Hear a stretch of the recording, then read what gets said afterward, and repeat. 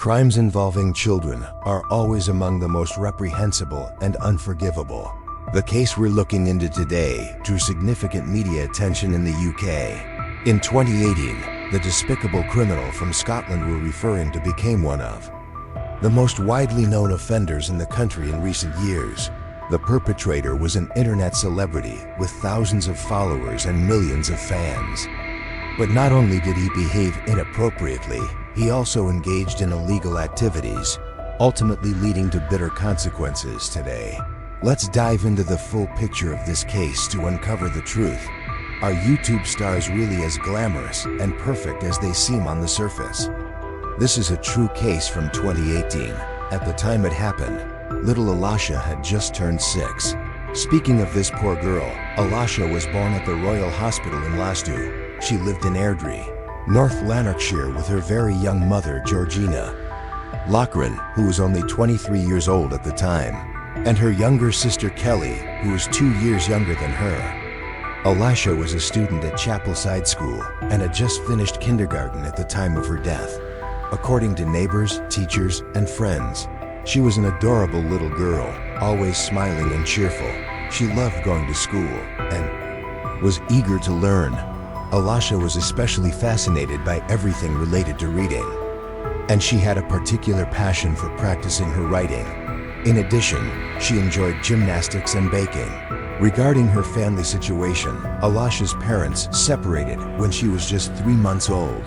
Her father, Robert MacPhail, lived in Rothesay, the main town on the Isle of Bute, with his parents and his girlfriend. Despite growing up in a rather unusual family setting, Alasha was always cheerful, understanding, and remarkably well-behaved. She listened to the adults around her and was known for being a sweet and considerate child. Normally, Alasha would visit her father and grandfather every weekend. During the summer holidays, she often stayed longer so she could spend more time playing with her grandparents. On June 28, 2018, just after turning 6 years old, Alasha arrived in Rothesay to spend 3 weeks with her grandparents. The story begins on the morning of July 2, 2018, in a house on the Isle of Bute, Scotland, United Kingdom. After preparing breakfast, Mrs. MacPhail walked to the room of her little granddaughter, Alasha MacPhail, to wake her up for breakfast. But to her shock, the girl was not in her room, thinking Alasha might be playing in her favorite garden spot. Mrs. MacPhail searched around the house and the nearby area, but there was no sign of her. Alarmed, she quickly informed the rest of the family. A search was launched and went on for several hours, but to no avail. The MacPhail family still hoped that perhaps Alasha had simply wandered off to play somewhere and would return home soon. But then, tragedy officially struck the family. At around 9 a.m., the lifeless body of the 6-year-old girl was discovered, less than a kilometer from her home, within the grounds of a long-abandoned hotel. Disturbingly, the child's body was found battered and without any clothing. The autopsy revealed that Alasha had suffered as many as 117 injuries and died from severe trauma to her face and neck. Police immediately launched an investigation. By reviewing CCTV footage from nearby homes, they spotted a young man breaking into Alasha's house, and shortly afterward, carrying her out in his arms. Everything took place between 2 a.m. and 4 a.m. on July 2nd. It didn't take long to identify the intruder. It was Aaron Campbell, a 16-year-old boy. However, Campbell repeatedly denied kidnapping Alasha and claimed he had never even met the victim. But DNA samples found on Alasha's body and clothing matched Aaron's, leaving him with no choice but to confess to the crime. When police made the case public, everyone was shocked because Aaron Campbell wasn't a stranger. He was the owner of a YouTube channel with thousands of followers. Prior to the crime, the defendant regularly uploaded videos of himself playing and reviewing violent video games. One of the most notable characters featured in his content was Slender Man, a horror figure known for abducting and killing children in the woods. Eerily similar to what Aaron did to Alasha's for Aaron Campbell. He was born in Shropshire, United Kingdom. On May 7, 2002, he moved to the Isle of Bute at the age of 4 with his mother, Chanel, his father, Christopher, and a younger sister. From a young age, Aaron Campbell was subjected to both physical and emotional abuse. He frequently argued with his alcoholic mother, who had been diagnosed with ADHD and had a history of self-harm and depression.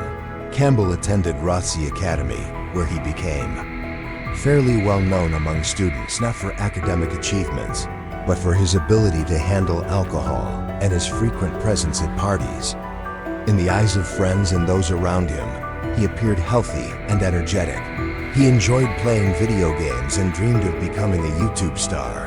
He was actively pursuing that dream by uploading videos to the platform, according to Aaron Campbell's own testimony. He began thinking about doing something truly insane when he was just 15 years old. In 2017, at the age of only 17, he was arrested for deliberately starting a fire. The case sparked widespread outrage across the UK and remained a topic of public shock for a long time. However, it was the killer's own testimony that truly haunted everyone. Just hours before the murder, the defendant had attended a party with friends. Afterward, he became intoxicated and expressed a desire to use drugs. According to a friend who attended the party that night, Aaron was acting very strangely after drinking. He isolated himself and sat alone in a room, not interacting with anyone, worried that he might harm himself or do something reckless. Several friends tried to invite him to come outside and join them, but he refused every time. After that, Aaron reached out to Alicia's father, who had previously sold him drugs. However, the man did not respond to Aaron's messages, frustrated that his needs weren't being met. At around 1:54 a.m. on the day of the crime, the 16-year-old made his way to the MacPhail family's apartment, where he discovered that the key had been left in the door lock. This might sound strange to us, but in the UK, it's actually quite common for people to leave their keys in the door lock. Upon entering the house, the first room Aaron came across was Alicia's. He carefully lifted the little girl from her bed, making sure to be as quiet and gentle as possible so no one in the house would wake up and notice. When the little girl woke up and asked who he was, Aaron lied, telling her that he was a friend of her father and had been asked to look after her until her dad came to pick her up. Shortly after, the killer took her to a secluded wooded area nearby, where he suffocated the 6-year-old to death. After committing the crime, he carried the little girl's body and left it in the grounds of an abandoned hotel. He then went straight to a nearby beach, where he removed his blood-stained clothes and threw them into the sea, before returning to the crime scene to retrieve his mobile phone. The moment his daughter went missing, Robert had a gut feeling that the series of missed calls from Aaron the night before might be connected to the incident.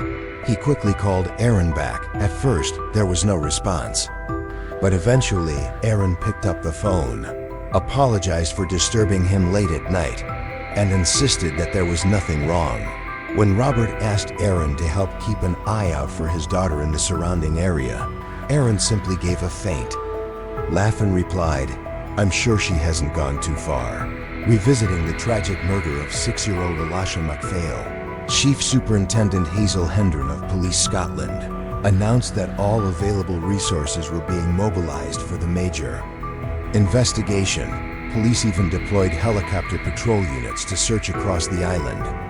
The search operation came to an end only after a man called the police to report seeing Alicia's body in the garden area of a hotel, just a 15-minute walk from her home. The following day, the forensics team quickly carried out an autopsy.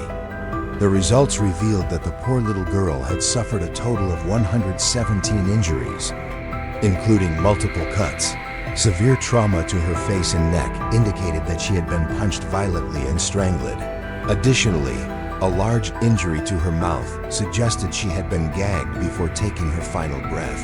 Police Scotland immediately launched a full-scale investigation following the results of the autopsy and mobilized resources from across the country. Chanel Campbell, Aaron Campbell's mother, initially took part in the search efforts for little Alicia. In response to the police's request for information, She checked the family's home security cameras, which were installed outside the house. The footage revealed that her son had left and returned to the house twice during the time the little girl went missing. When she confronted him, Aaron insisted that he knew nothing about the case. Still, Chanel submitted the footage to the police. In order to clear any doubts, however, it was from this very footage that the police decided to bring Aaron Campbell in for questioning. The first to question Aaron were Detective Constable Gavin McKellar and Sergeant Stephen Henry.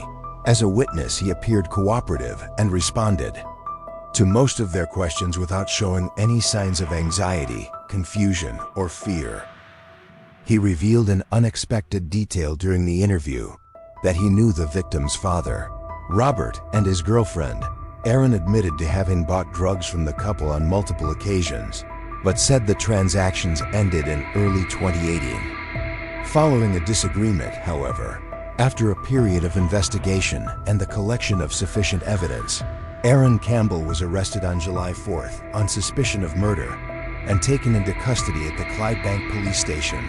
The following day, he was formally charged with murder and remanded in custody awaiting trial. In December 2018, Aaron Campbell appeared before the High Court in Glasgow to begin legal proceedings.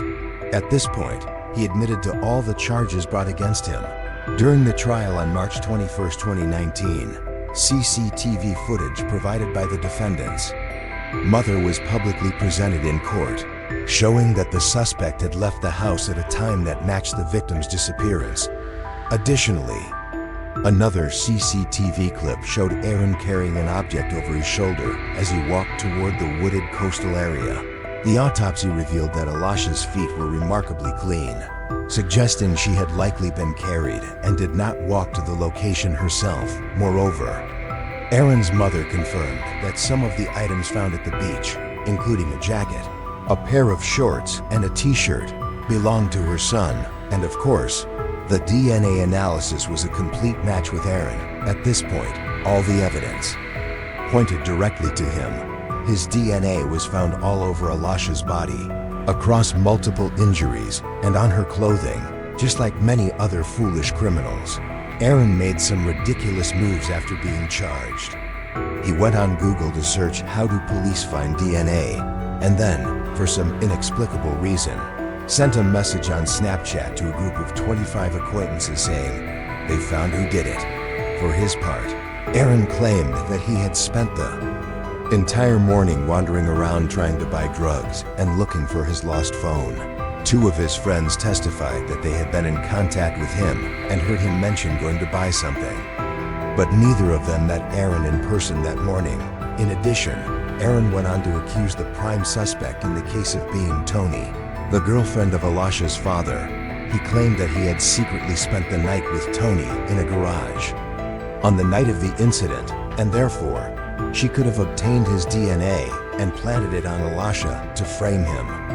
Aaron's lawyer argued that Tony had always been jealous of her husband's daughter from a previous relationship, as the little girl received more attention and affection from the family. Of course, Tony denied all of Aaron's baseless accusations and presented photos and videos showing that she and her stepdaughter, Alasha, had a very good and loving relationship because the little girl was truly well-behaved and thoughtful. Although the accusation was completely unfounded, Tony's name and image still appeared widely across newspapers and media platforms, fueled by a seemingly plausible evil stepmother theory. Throughout the entire trial process, Aaron remained remarkably calm, answering all questions from the judge and lawyers fluently. He insisted that he did not know and had never met little Alasha, despite living near her home. He even sarcastically remarked that convicting an innocent person based on a few small traces would itself be a crime.